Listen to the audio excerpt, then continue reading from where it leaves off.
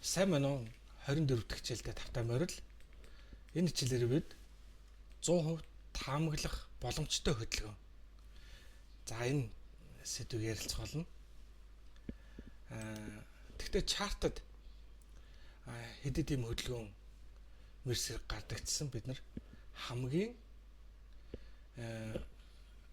унших боломжтой, магадлал өндөртэй уншигддаг хөдөлгөөнийг ярилцах болно. Тэгээ нөгөө фрактал хэмжээ маань латагаа хэрхэн уялдж байгаа дээр дахин нэг анхаарал хандуулах зорилгоор албаар сэтлэх зорилгоор 24 дахь хичээлээ 100% таамаглах боломжтой гэж нэр өгсөн байгаа. Тэгэхээр бидний уншаад хамгийн хялбар ойлгомжтой, хүлээцтэй байдлыг бий болгох нөхцлөө тэрийг л хүлээх хэрэгтэй байгаа тийм ээ. За фрактал зүй тогтол маань хэмжээ тогтоод шин шилжүүлэгч явлаа тийм ээ. Тэгэхээр бид нар энэ дээрээс хаанаас хамгийн тайван итгэл үнэмшилтэйгээр итгэлтэйгээр захиалга өгөх вэ гэдэг зэрэг хамгийн чухал байгаа тийм ээ. За тэгээд шилжүүлэгч явсан, шилжүүлэгч хөдөлгөөн маань дэш явсан. Одоо шилжүүлэгч арын pullback муу адил бидний үзсэн фрактал загвараар орж ирэх нь тодорхой тийм ээ. Бид нар шилжүүлэгч арын pullback-ыг яг л адилхан фрактал загвараар явдаг гэдгийг мэдж байгаа. За ингээ хэмжээсэн гүйцэлтний явна. За 4-9-оор шилжүүлэгчийн арын pullback хөдөлгөөн бүтэн фрактал буюу нэг бүхэл хөдөлгөөн явахдаа шилжүүлэгчийн ёроолыг эвдэх ёсгүй. За fake out буюу жижиг сэтэрлүүд гарч болно. Гэхдээ тэр маань шилжүүлэх ёсгүй тийм ээ. За тэгээд шилжүүлэгчийн арын pullback маань гэсэн өөрийн гэсэн фракталаа зураад явж байгаа тийм ээ. Ингээд за нэг ингээд ийшээ хөрсөн гэж үзчих. Энэ дотроодсон фрактал зураад тийшээ очиж байгаа гэж төсөөл бий байгаа тийм ээ. За тэгэнгүүт шилжүүлэгчийн дүр маань юу байгаа вэ? Үндсэн тодорхойлогдсон хэмжээ орой маань энд байсан. Тэгээд шилжүүлэгчийн нэгэн цэг маань үндсэн оройгоос дээшээ байрлсан байна тийм ээ. Тийм учраас анх төсөөл байсан нэгэн цэг маань энэ багцааны болов гэдэг бүсийн өндрөөр бид нар төсөлж байгаа шүү дээ тийм ээ. За тэгээд нэгэн цэг шилжүүлэгчийн нэгэн цэг дээшээ тогтсон учраас хэмжээгээ дээшээ шилжүүлж байгаа. За ингээд шилжүүлэгчийн дүрм энэ дээр ажилласан байна. Тэгээ хоёр дахь нь шилжүүлэгчийн арын pullback, шилжүүлэгчийн лово явцсангүй тийм ээ. За үүний дараа бидний тодорхойлогдсон хэмжээ дээшээ явах ёстой. Энэ хөдөлгөөн маань ч гэсэн явахдаа өөрийн гэсэн фрактал зүй тогтлыг зураад явж байгаа тийм ээ. За ингэж үзэж байгаа. Тэгэнгүүт бидний хүлээх цэг маань ерөөсөө л энэ шилжүүлэгчийн арын pullback-ийн төгсгөл фрактал хэмжээсөө танах хэрэгтэй тийм ээ. Тэгээд дараагийн хамгийн чухал зүйл маань юу вэ гэхээр шилжүүлэгчийн арын pullback-ийн төгсгөлөөс шинээр эхэлж явж байгаа дээшээ чиглэлтэй хэмжээсэн гүйцэлтийн ла. Энэ бол хамгийн чухал. Энэ бол бидний ашиг авах гэдэг зорилго гэж ойлгох хэрэгтэй. За үндсэн зураглал төсөөлөл маань ийм байна. Тэгэхээр чартн дээр энэ маань яг иймэрхүү байдлаар харагддгүү гэдгийг төсөөлцгөөе тийм ээ. Харцгаая. За нуршин хөдөлгөөн авч үзчихснаас ийм итгэхгүй хөдөлгөөн авч үзчихснаас энэ итгэвтэй хөдөлгөөнийг аваад үзчихье. Энэ итгэвтэйг л аваад үзчихье. За шилжүүлэгч хөдөлгөөн байна. Бидний дүрм ёсоор энд байсан оройг энд үүссэн байсан оройг энд баталгаажуулсан. Энд шилжүүлж чадахгүйгээр зүгээр эндээс чиглэлдээ нэг бүхэл хөдөлгөөн явсан байна. Тэгэхээр энд байсан оройг дээшээгээ хөдөлгөөн маань яасан байх нь вэ? Зүгээр бүсээ тэлсэн байна гэж ойлгож болох нь шүү дээ. Унших та. За ингээд бүс тэлэгдсэн юм байна. За түүний дараа юу болсон? Огцмоор том хөдөлгөөнөөр шилжүүлэх хөдөлгөөн явсан байна, тийм ээ. За шилжүүлэх хөдөлгөөн явсан учраас шилжүүлэгчийн нэгэн цэг дээрээс бидний фракталын нэгэн цэг давхцаж татагдах ёстой. За 4 сараа татъя, тийм ээ. За үүний дараа бидний хүлээх зүйл шилжүүлэгчийн арын пулбэк фрактал загвараар унж дуусах ёстой. За тэгвэл энийг жоохон томруулаад харъя л да. Гэтэл маш ойлгомжтой гоё зурсан байна шүү дээ.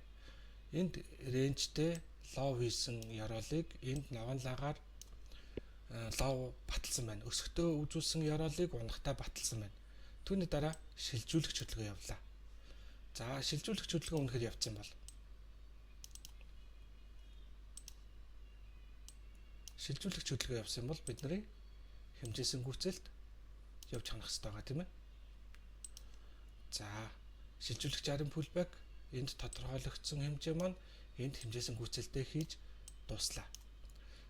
Шилжүүлэгчийн дүрм ёсоор бидний энд байгаа ловыг эвдэхгүйгээр энд дууссан байна, тийм ээ. Энд дууссан. За үүнээс цааш дээшээ бай чиглэлийн захиалгыг биднээс эрэлхийлж харах ёстой, тийм олж энэ үнэхээр ёроол мөн үү гэдгийг. За тэгвэл за эдүүсийг арилгачаа. Тэгвэл за бид нар одоо харж байгаа чарт маань 5 минутын чарт байна, тийм ээ. 5 минутын чартан дээр зурагж байгаа лаануудыг 4 цагийн яаж зурагж байгааг төсөөлж харахын тулд бид нар нэмэлт өөр тайм фреймийг зурж үзүүлдэг хэрэгслийг ашиглаж болно, тийм ээ. Энэ маань болохоор бидний ашиглаж болох үснийг төлнө. Trading View дээр бэлэн байдаг. Candle plot multi time frame гэдэг version 6 гэдэг юм индикатор түүл хэрэгсэл байна, тийм ээ. Яг индикатор гэж хэлж болохгүй юм чинь. Тооцоол биш, зүгээр лаануудын нэгдлийг өөр тайм фреймийг зүгээр зурж харуулж байгаа хэрэгсэл гэж ойлгож байна. За 240 гэдэг нь юу вэ гэхээр нөгөө периодо тохируулж байгаа, тийм ээ.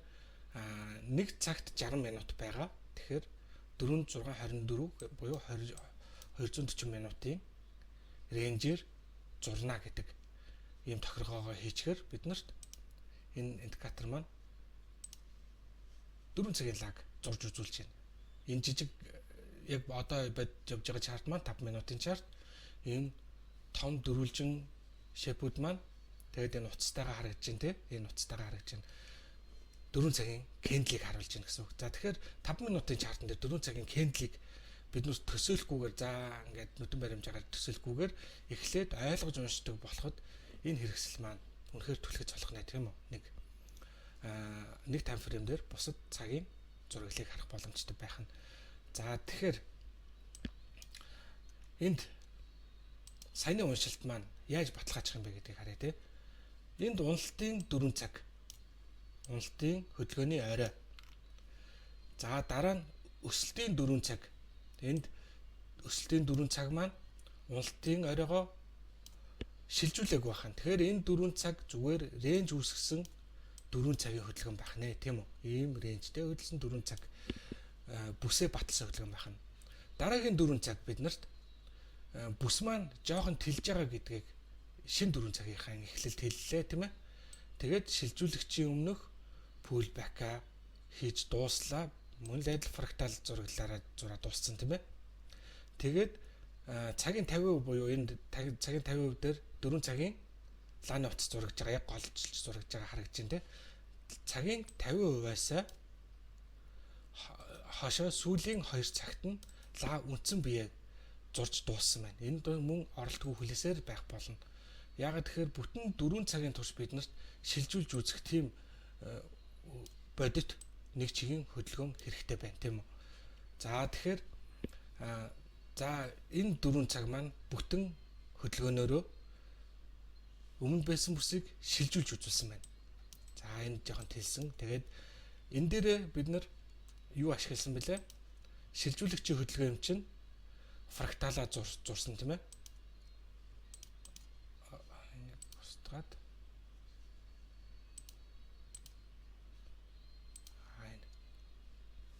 фракталаа зурж байгаа.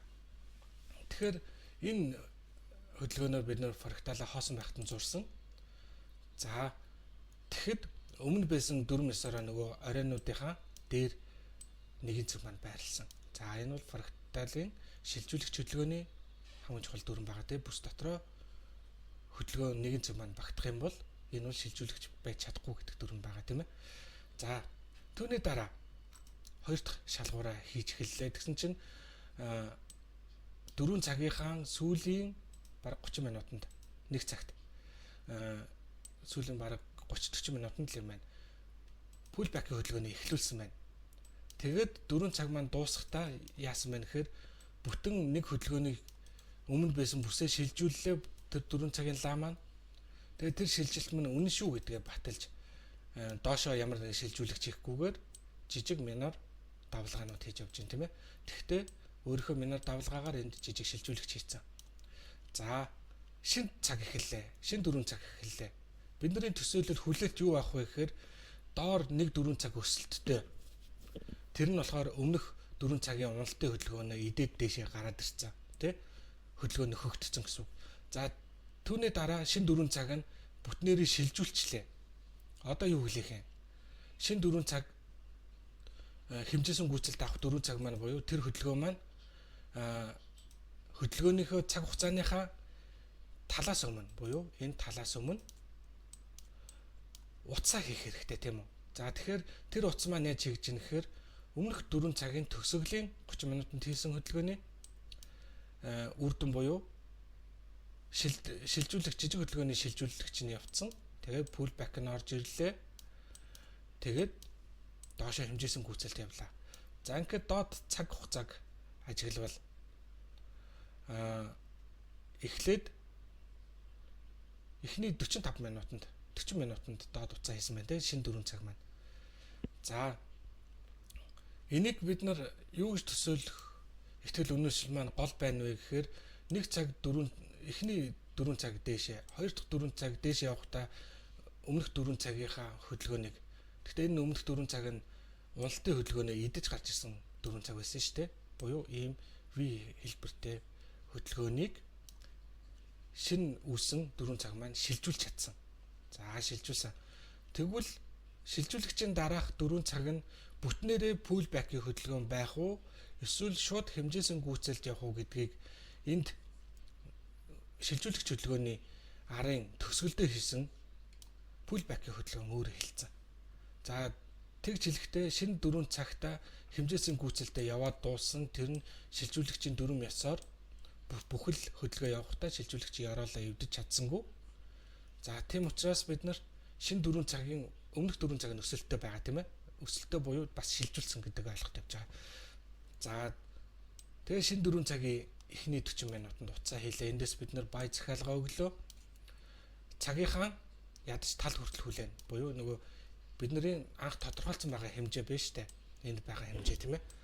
За энд байгаа хэмжээ маань дээшээгээ явна гэдэг бидний тодорхойлогдсон хэмжээ байгаа. Энийг авдгаараа авнаа гэж хүлээж ирсэн. Тэгсэн чинь маркет маань ямар ч шилжүүлэгч хөдөлгөөнгүй явж байгаад энд шинэ шилжүүлэгч үүсгэж чинь тийм үү? Шилжүүлэгч үүсгэсэн. За тэнгүүтээ тэгж хөдлөхдөө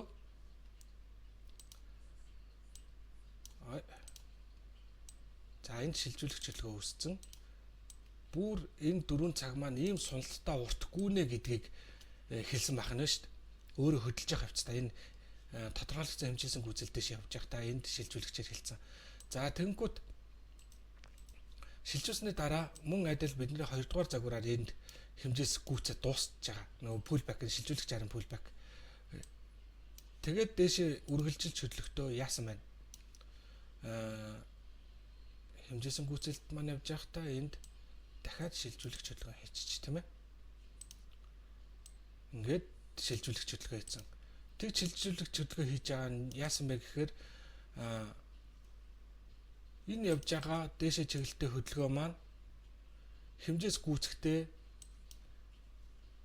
энэ томоор зурагдсан фракталын хоёрын цэг рүү очих шаардлагагүй гэдгээ дотроо хөдөлж явахдаа илэрхийлсэн байна шүү дээ.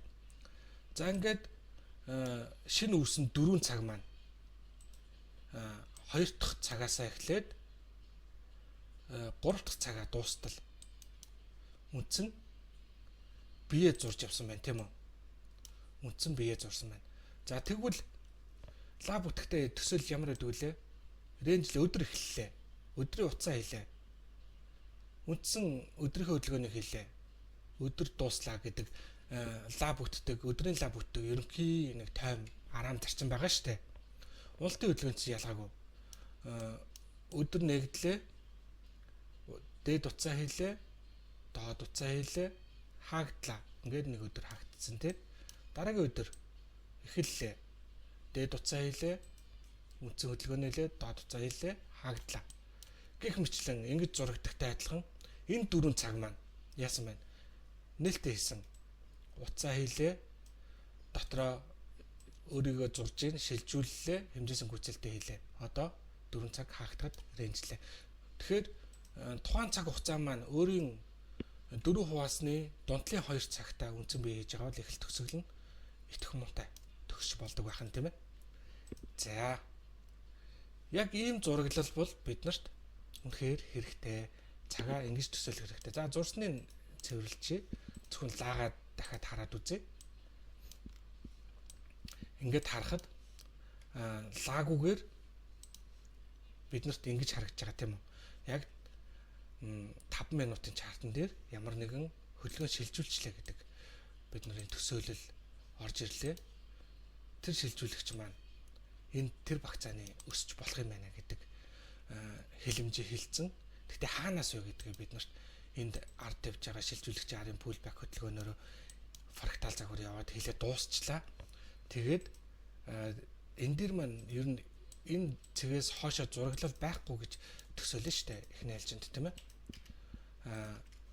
Тэгтэл 4 цагийн чартаа лаага яг энэ 5 минутын чарт явж байхдаа 4 цагийн лаа маань яаж зурагдж гин гэсэн чинь шилжүүлэгч бүтэн лаа хөдөлгөөн маань бүтэн 4 цагийн турш явцсан байна гэж ойлгож болж байна. Тэгээд шилжүүлсний дараах пулбэк маань шинэ 4 цагийн эхлэлийн утасны үзүүрийг хийж чадсан байна. Тэгээд үндсэн бие зурлаа. Тэгэхээр энэ 4 цаг дуустлаа бид нар бай захиалга оролттойгоор барьж болох нь. Тэгэхээр тухайн валютууд түүхийн эдүүд маань юу байдаг вэ гэхээр өөрсдийнх нь характерыг судлах хэрэгтэй. Энэ цаг хугацааны баримжаагаар юу гэдэг вэ гэхээр за босоо өдрийн хуваалт байна гэж зүгээр төсөөлчээ. За энийг зүгээр нэг өдөр ингээд 2 дахь өдөр гэж төсөөлье л доо. Тэгэхэд хөдөлгөөн маань за ямар нэгэн цагт эхэллээ. Уцаа хийлээ. Өөрийн үндсэн хөдөлгөөнөө хийж дууслаа. Тэгээд рейнжлээ дуслаа. Энэ бүхэл бүтэн 24 цагийн циклд болж байгаа үйл явдал тийм үү? 24 цагийн цаг хугацаа. За.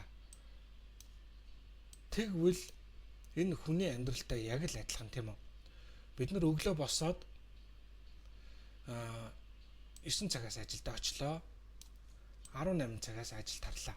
Ерөөсөө ийм цаг хугацаанд лаанууд өөр өөр ингэсэн характераараа маркетын аль цагаас аль цагийн хооронд идэвхтэй хөдөлдөг вэ гэдэг өөрийнх нь араншин байдаг. Тэгэхээр яг ийм бидний яг өдөр тутмын циклтай адилханаар маркет өөрийнхөө хийх ёстой зүйлээ хийгээл дуусаал идэхгүй байж байгаа л хийх ёстой зүйлээ хийчихэл тэгээд идэхгүй болж дуустдаг. Шинэ өдрөмжсөн идэхгүй эхэллээ, хийх ёстой зүйлээ хийлээ. Тэгээд идэхгүй болоод дуслаа. Гэх мэтлээ. Энэ нь болохоор яг тогтмол тухайн арилжаалах бүтээгдэхүүн маань өөрийн гэсэн идэвхтэй хөдөлдөг цагийн рейнж байгаа. Энэ цагийн рейнжтэй нөгөө бидний идэвхтэй хөдлөх, зурагдах За энэ уналттай хөдөлгөөн жишээ авсан байгаа учраас уналтын лагаар зурчих тийм ээ. 4 цагуудаа зурж эхэлнэ. Тэнгүүд энэ 4 цагууд дээр маань энэ 4 цаг, голын 4 цаг нь яах нь итгэхгүйгээс уцаа хийлээ, шилжүүллээ тийм ээ. За тэгээд pullback хөдөлгөөн ямар нэгэн фракталаараа хийхдээ оройгоо хийсэнгүү. Тэгээд доошоо шилжүүлэх зарим pullback-ийн дараа хэмжээсэн гүйцэлд уналж явахдаа үндсэн тухайн өдрийнхөө үндсэн ажлаа хийж дуусдаг байх нь. Тэгээд итгэхгүй хөдөлдөг байх нь тийм ээ. Ерөнхий ийм хялбархан төсөөллөөр чартыг харж хэвшиж сурах хэрэгтэй шүү. За тэгэхээр бидний 100% хөдөлгөөнийг таамаглах боломжтой тийм боломжтой хөдөлгөөнүүд маань 4 цагийн лаануудаар төсөөлөхөд хэлбэрхэн байдаг байх нь. Тэгээд хэдэрхий хэдий scalp day trade хийж байгаа гэсэн зарчим бол яг л адилхан байдаг шүү. Үндсэн тухайн цагийн бүрэлдэхүүн тэгээд тэрийгэ тухайн цаг дээрээ бас шилжүүлэх лаанууд үүсэх ёстой. Тэгээд pullback-ийн хөдөлгөөнүүд маань явах ёстой. Тэгээ хэмжээсэн гүйцэлтийн лаанууд буюу суналттай 1-2 удаа дараалсан 4 цагийн лаанууд байж болдог тийм ээ. Тэгэхээр тэр хөдөлгөөнүүдээ хүлээцтэйгээр тэгээ чартн дээр тухайн арилжаалах пэр маань хослол бүтээгдэхүүн маань хэдээс хэдэн цагийн хооронд идэвхтэй урт сунсан 4 цагийн хөдөлгөөнүүдээ хийдэг вэ гэдгийг маш сайн ажиглаарай. Тэгээд олоод амжилттай захиалгавдаа нэгтгэж сураарай. Энэ бол үнэхээр энгийн зүйл тийм ээ. Хайж олоод өөртөө хөвшүүлцгээгээрэй. За энэ хичээл ингээд энэ хүрээд өндөрлөлөө. Дараагийн хичээлээр ирээд уулзцгаая.